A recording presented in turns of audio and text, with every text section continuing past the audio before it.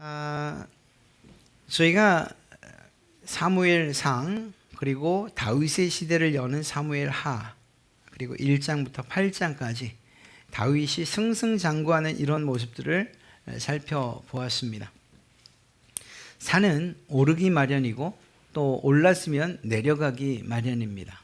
그런데 오늘 내용은 그러하지 않지만 이제부터 대략 한 20장 그리고 그 이후까지 이 다윗의 삶에 내려가는 그러한 모습을 좀 보게 될 거예요. 그렇다고 해서 완전히 무너지진 않아요. 하나님께서 하신 약속이 있기 때문에.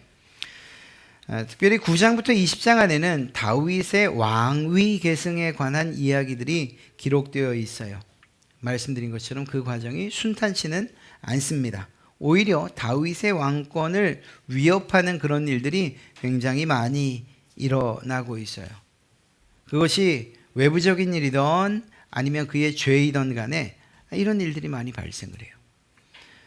밧세바 사건 그리고 그것으로 인한 여러 가지 일들, 또 다윗의 자녀들 문제, 그러니까 그들 사이에서의 강간이나 혹은 그것을 처리하는 과정에서의 피해 복수극, 뭐 이런 일들. 또 이런 이 일이 원인이 돼서 벌어진 아들 압살롬의 반역, 반란. 또 전혀 생각지 않았던 베냐민 지파에서 일어났던 세바의 반역 등 이런 많은 일들이 다윗의 삶을 참 고단하게 합니다. 그런데 마지막에 가서 이 말씀을 마무리 짓다 보면 그럼에도 불구하고 다윗은 이 모든 위협과 위기들을 잘 극복해냈구나 하는 것을 알 수가 있어요. 우리는 앞으로 여러 번의 시간을 통해서 이러한 내용들을 살펴보게 될 것입니다.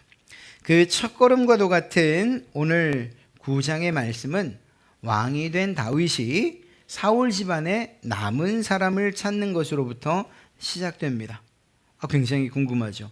아니, 왜 찾을까? 왜 사울 집안의 남은 사람을 찾는 것일까? 이런 생각이 듭니다. 그냥 액면 그대로 읽으면 요나단과의 약속을 지키기 위함이구나 라고 생각하고 우리는 다 그런 방향으로 성경을 봅니다만 전부는 아니에요. 어떤 학자들은 이 다윗이 사울의 집안 사람들을 찾은 이유에 대해서 매우 정치적으로 해석을 합니다.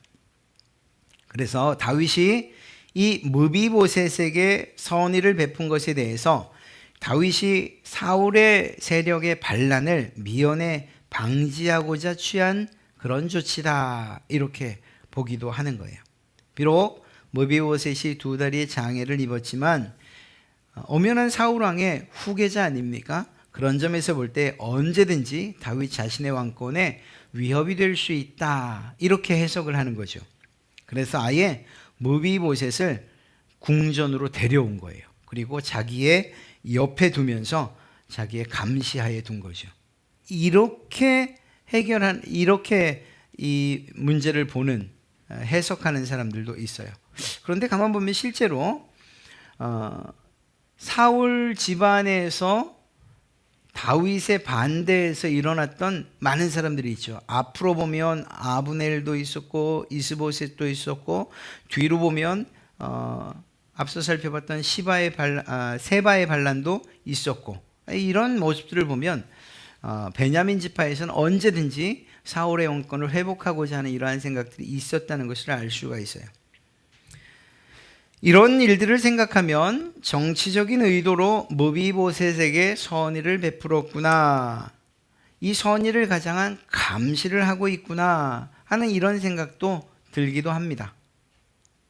그런데 꼭 이런 식으로 생각하지 않는 분들이 사실은 더 많은 것 같아요. 즉 요나단과의 약속 그리고 그 신의를 지키기 위해서 사울의 후손을 찾은 것이라 이렇게 생각하는 분들 말입니다. 저도 그렇고 아마 여러분들도 그런 측면에서 이 선의를 베푼 것이라 생각하시리라 생각합니다. 다윗은 친구 요나단과의 약속을 잊지 않고 지키려고 했던 거죠. 다윗의 명령을 받은 사람들이 얼마 지나지 않아서 요나단의 아들을 찾아냅니다. 요나단은 로드발에 있는 암미엘의 아들 마길의 집에 살고 있었어요.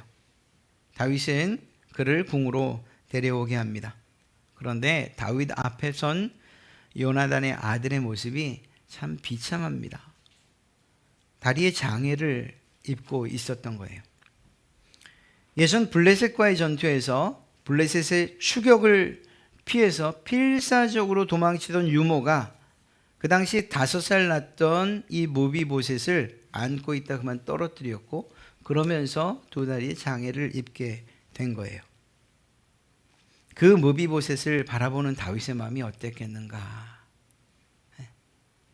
자신이 입었던 요나단으로부터의 은혜, 그것이 더 강하게 생겨나지 않았겠는가. 불쌍히 여기고 긍휼히 여기고 자비를 베풀겠다고 하는 이러한 마음이 더 크게 생기지 않았겠습니까? 그래서 무비보셋에게 은총을 베풉니다. 그런데 이게 말이에요, 언제나 그렇듯이 선의로 행하는 사람과 그 뜻을 받아들이는 사람의 생각은 다를 수가 있어요. 그렇지 않습니까? 여러분은 좋은 뜻으로 이런저런 일들을 계획하고 무엇인가를 주기 위해서 준비하고 주었는데, 베풀었는데, 받는 사람들은 위협으로 느끼거나 혹은 여기에 무슨 숨은 의도가 있는 것 아니야? 이런 색안경을 끼고 보는 그런 일들이 왕왕 있지 않습니까? 오늘 사실은 무비보셋도 그럴 수 있는 상황이었어요. 무비보셋의 입장에서 한번 생각해 보시겠습니까? 다윗이 불러요. 두렵기 그지없는 거예요. 혹시 내가 죽지 않을까? 이 숙청의 대상에 내가 들어간 것은 아닌가? 남아있는 사울의 집안 사람들을 다 죽이려고 하고 그러면서 나를 불러낸 것 아닌가? 이런 생각 들지 않겠습니까? 아마도 무비보셋은 아버지 요나단과 다윗의 관계에 대해서 자세히는 아니어도 어느 정도는 들었을 거예요. 그 둘의 관계가 어땠는지. 또 들려오는 소식을 들으니 요압에 의해서 살해된 자기의 편 아브넬 장군을 다윗이 어떻게 애통해하고 또 장사 지냈는지도 들었어요. 한편으로 마음이 놓이지만 완전히 마음을 놓을 수는 없죠. 또 이스보셋을 살해했던 레갑과 바하나를 처형했고 이스보셋을 역시 잘 장사 치렀다라는 이 이야기를 들으면서 한편으로는 마음이 놓였지만 여전히 불안할 수밖에 없는 거예요. 이런 일만으로는 안심할 수 없잖아요. 이런 두려움을 가지고 다윗의 앞에 무비보셋이 섭니다. 사랑과 두려움이 만난 거예요. 두려움에 떠는 무비보셋을 향해서 다윗이 사용한 첫 단어가 무엇일까요? 6절 말씀을 보면 사울의 손자 요나단의 아들 무비보셋이 다윗에게 나와 그 앞에 엎드려 절하매 다윗이 이르되 무엇이라고 합니까? 무비보셋이요 라고 해요. 다른 것 안 하고 그의 이름을 불러요. 무비보셋이요. 적어도 다윗에게 있어서 이 무비보셋은 어떤 사람이었는가? 정족도 아니었고 자기를 위협하는 사람도 아니었고 왕권을 넘어서 망명한 망명자도 아니었고 전쟁의 희생자나 장애를 가진 그 어떤 사람. 그래서 자신은 왕이고 그는 왕과 비교할 수 없는 천한 사람이었다. 이런 모든 관계들을 다 뛰어넘어서 다윗에게 있어서는 그저 한 사람, 한 인격체였던 거예요. 그래서 그의 이름을 부를 수 있었던 거예요. 다윗은 이 잠깐의 대화 가운데에 무비보셋 그의 이름을 꽤 여러 번 부릅니다. 무비보셋 보잘것없지만 그럼에도 불구하고 여전히 그를 한 사람으로, 특별히 자신이 사랑했던 친구의 아들로 보는 그 다윗. 그 다윗이 이어 한 말이 무엇입니까? 두려워 말라라는 거예요. 두려워 말라. 무서워하지 말라라는 말이에요. 사랑하는 성도 여러분, 말씀드린 바처럼 무비보셋은 이러한 두려움과 무서움을 가지고 있었을 것입니다. 그렇지 않고서야 어떻게 그 앞에 서 있을 수 있겠습니까? 뭘 잘한 것이 있어야 말이죠. 사실 성경을 보면 이런 무서워하지 말아라, 두려워하지 말아라, 이러한 표현들이 굉장히 많이 사용되고 있어요. 성경 안에. 하나님께서도 또 선지자들을 통해서, 천사들을 통해서. 아마도 그것은 우리의 인생에 이렇듯 무서워하고 두려워할 것들이 굉장히 많아서가 아니겠는가, 이런 생각을 해봅니다.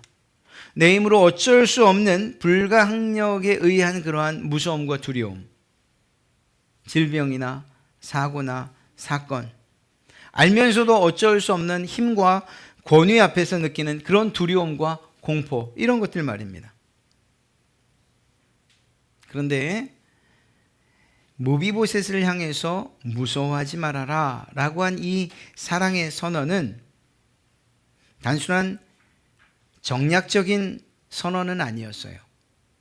순간적인 감정이 올라와서 두려워하지 마, 무서워하지 마 라고, 이런 감정의 표현도 아니었어요.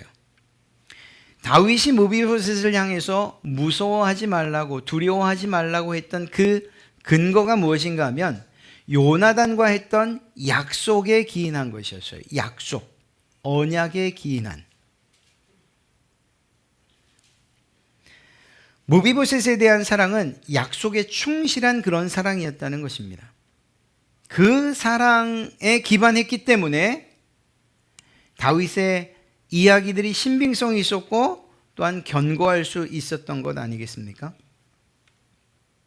성경을 읽다 보면 두려워하지 말아라, 무서워하지 말아라, 평안을 빈다, 평안해라 라고 한 말씀을 예수님이 정말 많이 하셔요. 정말 많이 하셔요. 예수님이 많은 병자들을 고칠 때 사실 그들은 주님 앞에 이러한 무서운 마음 혹은 두려운 마음을 가지고 나왔습니다. 심각한 질병일수록 당시에는 이건 하나님의 저주 때문이야 라고 하는 그러한 시대였기 때문이에요. 또 요즘처럼 의학이 어마어마하게 발달되어 있지 않은 그런 시대다 보니 전염병이면 고작 할 수 있는 것이 격리시키고 분리시키는 것, 이것이 전부였어요. 그러다 보니까 이렇게 옮길 수 있는 전염병과 같은 것을 가지고 있는 사람들은 사람들의 무리로 들어올 수도 없었어요. 그런데 늘 사람에 둘러싸여 있는, 무리에 둘러싸여 있는 예수님 앞에 그 틈을 뚫고 온다는 이것이 얼마나 두려운 일이겠어요. 특히 그들의 종교법상 정결하지 못한 사람들, 그들은 그 무리에 속할 수가 없었어요. 혈루병 걸렸던 여인이 정말 대표적인 이야기죠. 그러다 보니까 멀리 지나가는 예수님을 향해서 소리칠 수밖에 없었어요. 나사렛 예수여, 나를 불쌍히 여기소서. 사람들의 눈을 피해서 문둥병들은, 정말 그 한센병 걸린 사람들은 예수님을 찾아오되 다른 사람들이 없는 그런 상황들을 찾아서 그렇게 두려움 가운데, 무서움 가운데 찾아올 수밖에 없었어요. 귀신의 힘과 능력을 스스로 제어할 수 없는 사람들, 그런 사람들이 많은 때였어요. 그러다 보니까 그렇게 귀신 들렸던, 아프던 이런 사람들이 예수님 앞에 나오는 이 일은 예수님 그분도 두려웠지만 그 나오는 길까지도 무섭고 공포스러울 수밖에 없었던 거죠. 어찌되었거나 이런저런 이유로 그들의 마음은 무거울 수밖에 없었고 두려울 수밖에 없었던 거예요. 어찌어찌해서 그런 마음을 가지고 주저하면서 예수님께 나온 그 병자들, 귀신 들린 사람들, 이 사람들을 향해서 주님이 하신 말씀이 뭐죠? 그게 바로 두려워하지 말라는 거예요. 무서워하지 말라는 거예요. 평안하라는 거예요. 너에게 구원이 임하였다라고 하는 이러한 축복의 선언이었어요. 세상에서 경험하지 못하던 환대를 그들이 받았다니까요. 예수님께서 이렇게 말씀하신 적이 없어요. 어떻게 그런 죄를 져서 이 몹쓸병에 걸렸냐라고 책망하신 적이 없어요. 오히려 그렇게 덫을 놓고서 물어보는 사람들에게 이건 하나님의 영광을 위하여서라고 하는 그런 대답을 했어요. 가늠하다 걸린 그 여인을 향해서 돌을 던지려는 사람들을 다 물리신 후에 주님도 그를 정죄하지 않는다고 얘기하셨어요. 얼마나 두려웠겠어요. 이제 돌에 맞아 죽을 위기에 처해 있는 그 여인이 말이에요. 그런데 주님께서는 그들에게 그 몹쓸 죄를 저질러서 왜 이런 지경에 있었느냐라고 그들의 죄의 문제나 질병의 문제나 귀신 들렸거나 하는 이런 여러 가지 자신들을 괴롭게 하는 문제들에 대해서 책임을 그들에게 묻지 않았다고요. 그들에게.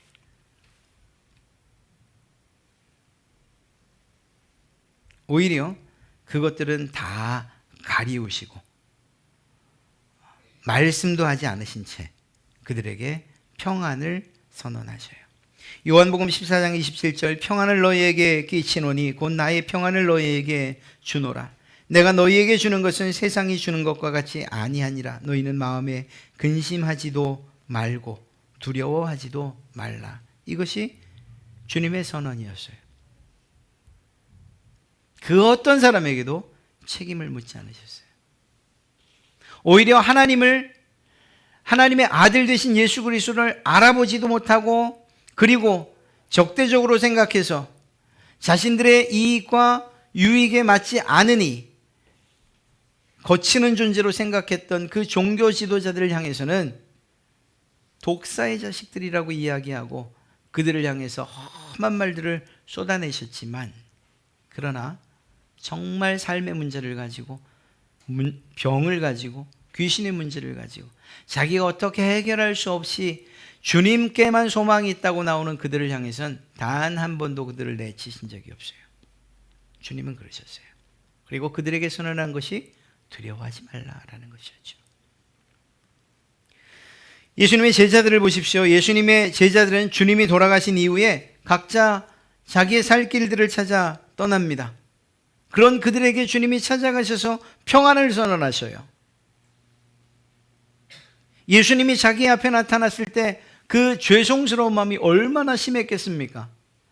그러면 한마디 하실만 하죠. 야, 그걸 못 참고 그래 도망을 가니?